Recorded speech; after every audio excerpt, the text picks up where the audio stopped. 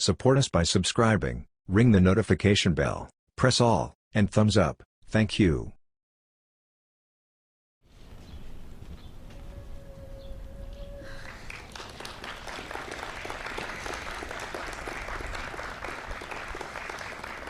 Good morning. Over the course of my career, I have seen gun violence up close. I've looked at autopsy photographs. I've seen with my own two eyes what a bullet can do to the human body. I've held hands with the hands of parents who have lost a child. I have seen children who were traumatized by the loss of a parent or sibling.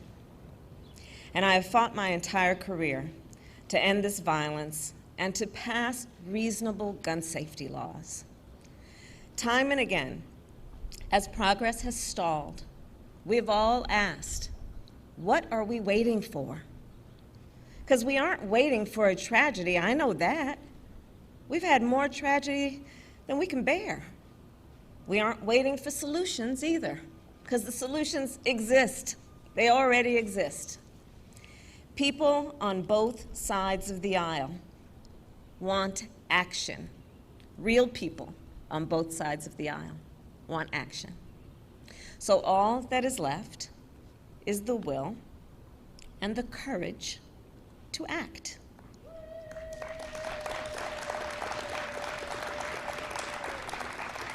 And President Joe Biden has the will and the courage to act.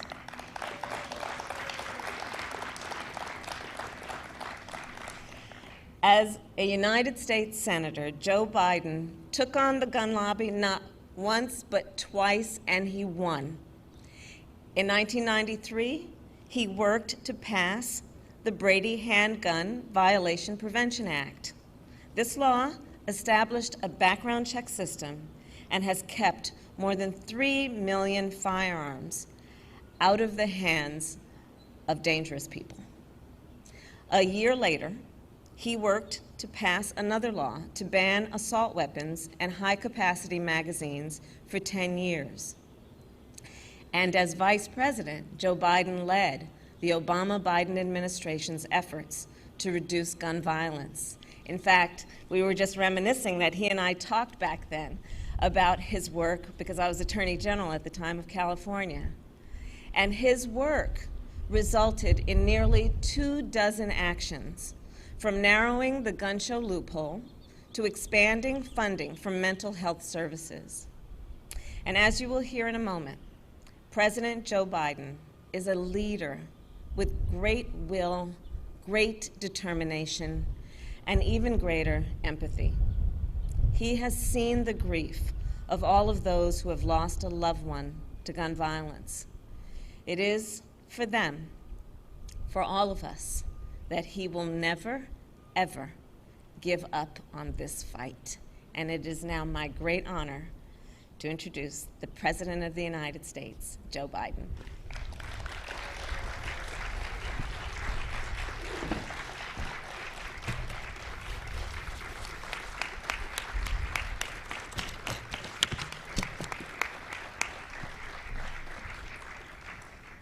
Thank you, Kamala, Madam Vice President. Thank you very much.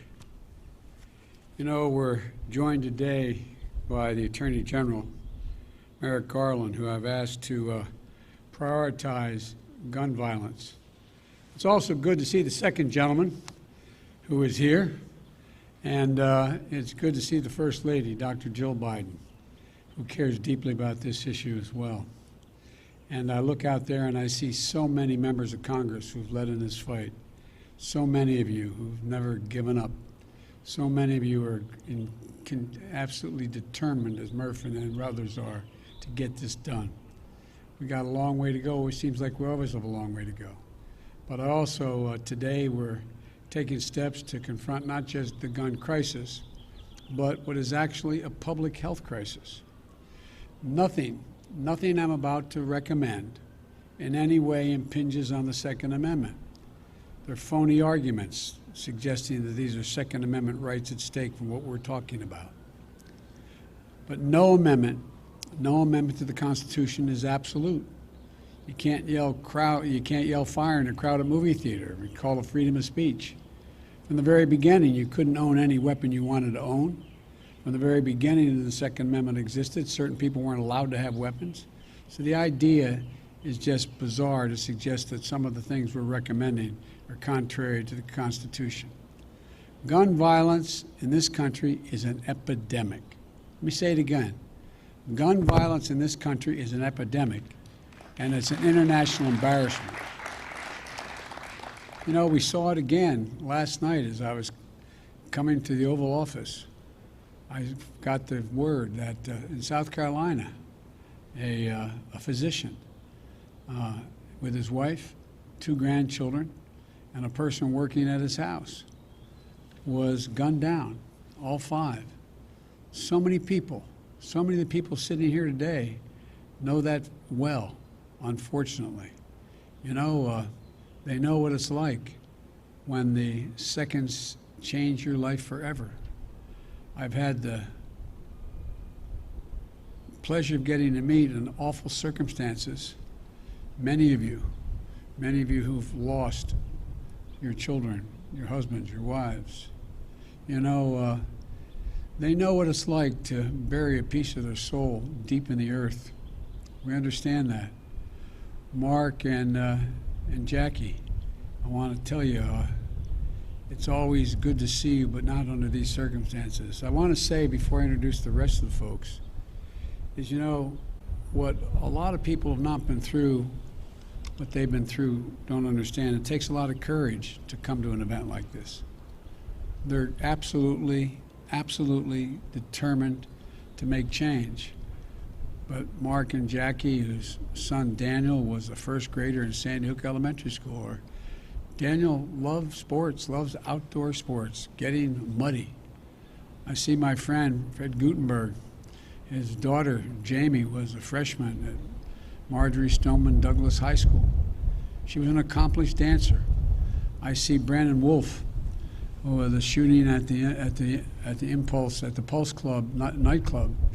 He survived, but his 2 best friends died. Greg Jackson, who was just walking down the street when he was caught in the crossfire of a gunfight. And of course, I see a close friend of Jill's and mine, Congresswoman Gabby Gifford, who is here, who was speaking with her constituents in front of a grocery store in her state when she was shot and a member of her staff was killed. You know, they're here, and their pain is immense. And you know, what a lot of you, hopefully many of you, don't know is you've gone through a trauma. No matter how much you work to make sure others don't go through it, every time you show up at an event like this, it brings back when you got that phone call. It brings back the immediacy of what happened at that moment. So I genuinely mean it. Thank you. Thank you for having the courage to be here, the courage to continue this fight. Senator Blumenthal understands it. A lot of the folks out here understand it. But it takes real courage, so thank you. To turn pain into purpose and demand that we take the action that gives meaning to the word enough. Enough, enough, enough. Because what they want you to know, what they want you to do is not just listen. Every day in this country, 316 people are shot every single day. 106 of them die every day. Our flag was still flying at half-staff for the victims of the horrific murder of 8 primarily Asian American people in Georgia, when 10 more lives were taken in a mass murder in Colorado. You probably didn't hear it, but between those 2 incidents, less than 1 week apart, there were more than 850 additional shootings. 850 that took the lives of more than 250 people and left 500 injured. This is an epidemic, for God's sake, and it has to stop. So I'm here to talk about 2 things. First, the steps we're going to take immediately. And second, the action that needs to be taken going forward to curb the epidemic of gun violence. I asked the Attorney General and his team to identify for me immediate, concrete actions I could take now without having to go through the Congress. And today I'm announcing several initial steps my administration is taking to curb this epidemic of gun violence. Much more need be done, but the first, want to rein in the proliferation of so-called ghost guns. These are guns that are homemade, built from a kit, that include directions on how to finish the firearm. You can go buy the kit. They have no serial numbers, so when they show up at a crime scene, they can't be traced. And the buyers aren't required to pass a background check to buy the kit, to make the gun. Consequently, anyone from a criminal to a terrorist can buy this kit in as little as 30 minutes, put together a weapon. You know, I want to see these kits treated as firearms under the Gun Control Act, which is going to require that the seller and manufacturers make the key parts with serial numbers and run background checks on the buyers when they walk in to buy that package. The second action we're going to take, back in the year 2000, the Bureau of Alcohol, Tobacco, and Firearms released a report on its investigations of firearms trafficking in America. The report was of pivotal value. It was an important tool for policymakers when I was in the Senate and beyond, at all levels, to stop firearms from being illegally diverted into dangerous hands. Today, with online sales and ghost guns, times and trafficking methods have changed, and we have to adjust. We also have to ask the Justice Department to release a new annual report. This report will better help policymakers address firearms trafficking as it is today, not what it was yesterday. The third change, we want to treat pistols modified with stabilizing braces with the seriousness they deserve. A stabilizing brace shook in a pencil essentially makes that pistol a hell of a lot more accurate than a mini rifle. As a result, it's more lethal, effectively turning it into a short-barreled rifle. That's what the alleged shooter in Boulder appears to have done. I want to be clear that these modifications to firearms that make them more lethal should be subject to the National Firearms Act. The National Firearms Act requires that a potential owner pay a $200 fee and submit their name and other identifying information to the Justice Department, just as they would if they went out and purchased a silencer for a gun.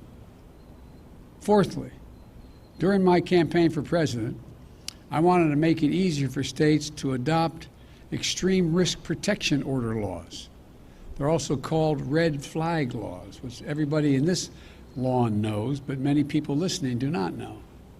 These laws allow a police or family member to petition a court in their jurisdiction and say, I want you to temporarily remove from the following people any firearm they may possess because they're a danger and a crisis. They're presenting a danger to themselves and to others. And the court makes a ruling. To put this in perspective, more than half of all suicides, for example, involve the use of a firearm.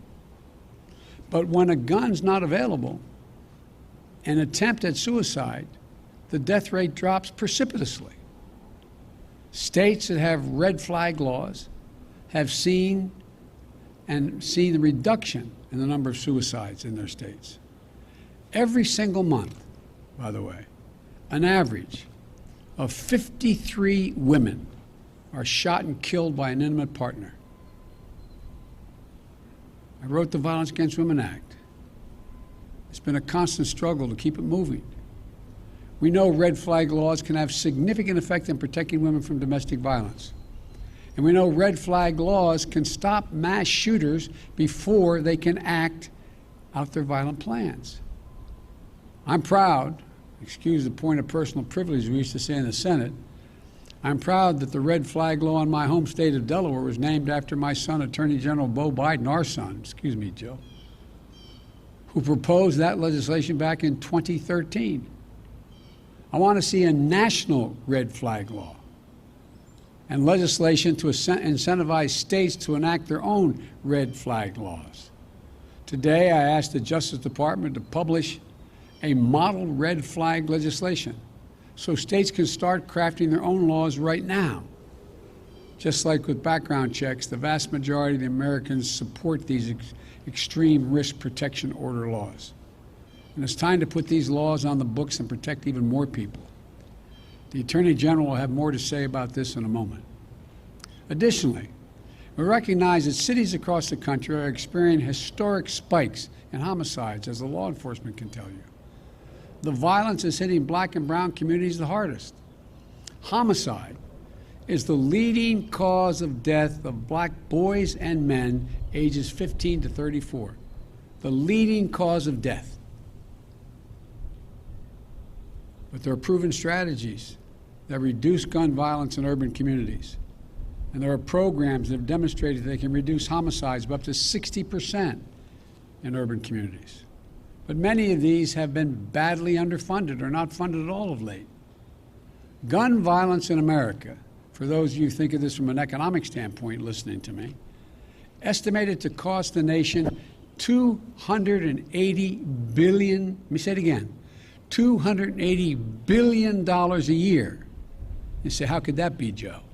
Hospital bills, physical therapy, trauma counseling, legal fees, prison costs, and the loss of productivity. Not to mention the psychological damage done to the children who live in these cities, watching this happen, knowing someone it happened to. This gun violence in their neighborhood is having profound impact on our children, even if they're never involved in pulling the trigger or being the victim of on the other side of a trigger. For a fraction of the cost of gun violence, we can save lives, create safe and healthy communities, and build economies that work for all of us, and save billions of American dollars. In the meantime, much of it, as Senator Cicilline knows, is taxpayer money. Finally, the Bureau of Alcohol, Tobacco, and Firearms, the key agency enforcing gun laws, hasn't had a permanent director since 2015. Today, I'm proud to nominate David Chipman to serve as the director of the AFT. David knows the AFT well. He served there for 25 years. And Vice President Harris and I believe he's the right person at this moment for this important agency. And I've said before, my job, the job of any president, is to protect the American people. Whether Congress acts or not, I'm going to use all the resources at my disposal as president to keep the American people safe from gun violence. But there's much more that Congress can do to help that effort. And they can do it right now. They've offered plenty of thoughts and prayers, members of Congress, but they've passed not a single new federal law to reduce gun violence. Enough prayers. Time for some action. I believe the Senate should immediately pass 3 House-passed bills to close loopholes that allow gun purchasers to bypass the background checks. The vast majority of the American people, including gun owners, believe there should be background checks before you purchase a gun. As was noted earlier, hundreds of thousands of people have been denied guns because of the background checks. What more would have happened? These bills, one, require background checks for anyone purchasing a gun at a gun show or an online sale. Most people don't know it. You walk into a store and you buy a gun, you have a background check. But you go to a gun show, you can buy whatever you want and no background check. Second thing is to close what's known as the Charleston loophole. Like people here, I spent time down at that church in Charleston. What happened is someone was allowed to get the gun used to kill those innocent people at a church service if the FBI didn't complete the background check within 3 days. There's a process. If it wasn't done in 3 days, according to the Charleston loophole, you get to buy the gun. They bought the gun and killed a hell of a lot of innocent people who invited him to pray with them. And 3, reauthorize the Violence Against Women Act, which the so-called close the boyfriend and stalking loopholes to keep guns out of the hands of people found by a court to be an abuser and continuing threat. I held over 1,000 hours of hearings to pass the Violence Against Women Act. And one thing came through.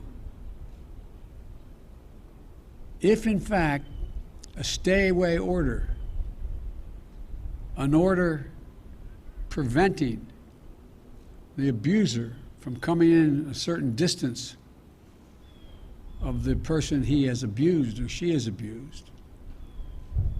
And now, the idea that they can own a weapon when they have a court order saying they are an abuser, these are some of the best tools we have right now to prevent gun violence and save lives. But all these bills, they had support of both Democrats and Republicans in the House. And universal background checks are supported by the vast majority of the American people. And I might add, the vast majority of responsible gun owners. So let me be clear. This is not a partisan issue among the American people. This is a view by the American people as an American issue. And I'm willing to work with anyone to get these done. And it's long past time that we act.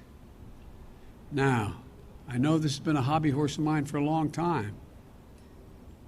Got it done once. We should also ban assault weapons and high-capacity magazines in this country. For that 10 years we had it done, the number of mass shootings actually went down.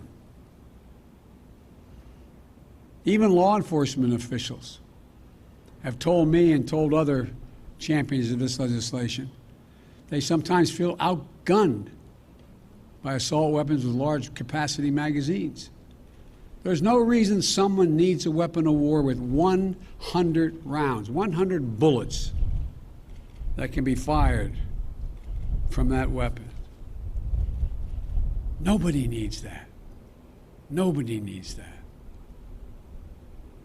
We got that done when I was a United States Senator. It wasn't easy going up against the gun lobby, but it saved lives. And we should also eliminate gun manufacturers from the immunity they receive from the Congress.